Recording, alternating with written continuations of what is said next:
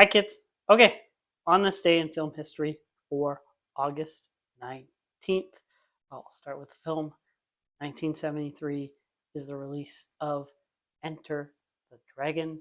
This is the final on screen appearance of Bruce Lee, final completed appearance. He's also in Game of Death, but he died during production of that, so they used a stand in and a whole other topic. Um, that was also directed by Robert Krause. Like this, Enter the Dragon, released in the US on this day, became the fourth highest grossing film of 1973 and probably the most influential action film ever. So, haven't seen it? Go watch Enter the Dragon. Okay, and then we have 2005, different kind of action, is the release of The 40-Year-Old Virgin. This is sort of the start of the Judd Apatow comedy era.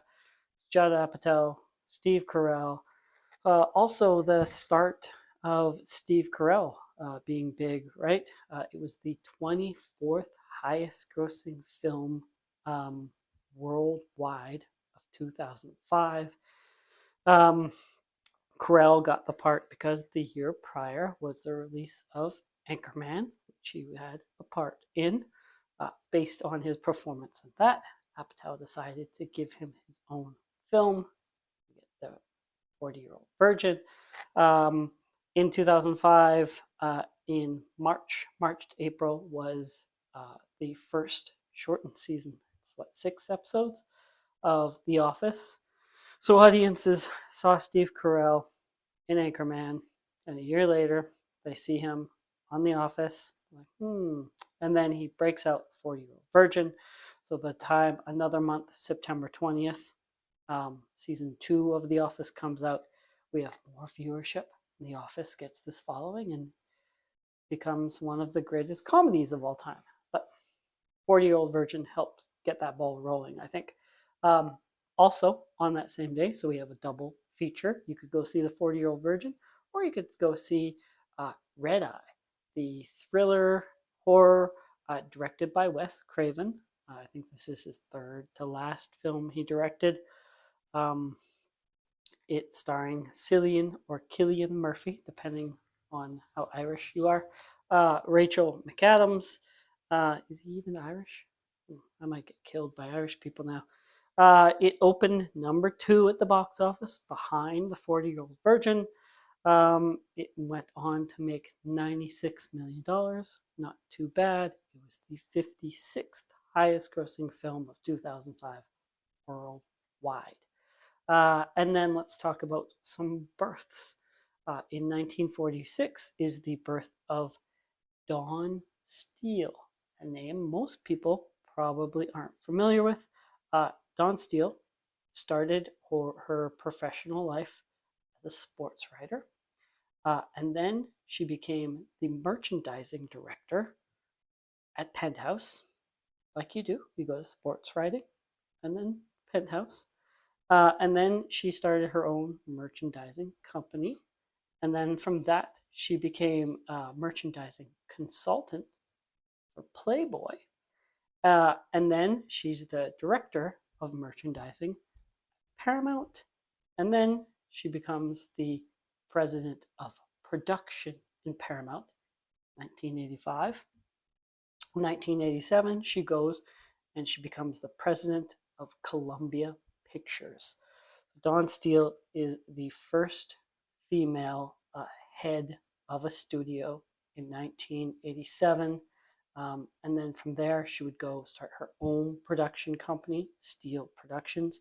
Only produced 2 films, Cool Runnings, who remembers Cool Runnings, and Sister Act 2, Back in the Habit. And then from there, she started another company, Atlas Entertainment. But then she got brain cancer. A couple years, I think about 2 or 3 year battle with that. She died of brain cancer in 1997, at the age of 51. So who knows what kind of entertainment or things Don Steele could have moved further on into. And then let's end it with 1977 is the death of Groucho Marx. If you're not a fan of the Marx Brothers, what's wrong with you? So Groucho Marx died. He was 86-year-old. Julius, he is the third oldest in the Marx Brothers clan. They started on the vaudeville act. It goes Chico, and then Harpo, and then Groucho.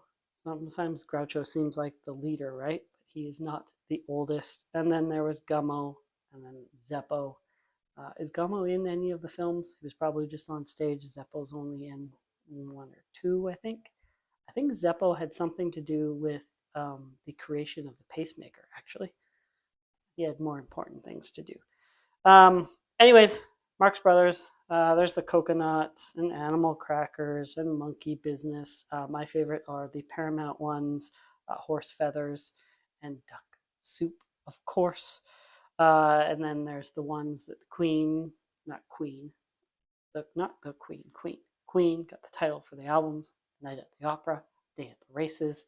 If you ever wondered those Queen albums, that's where those titles come from. And then there's At the Circus and Go West, Big Store. Also, if you want to know which ones are the best, just look for any of the 7 that also feature Margaret Dumont. Her as a foil for Groucho. It always makes for the best comedy.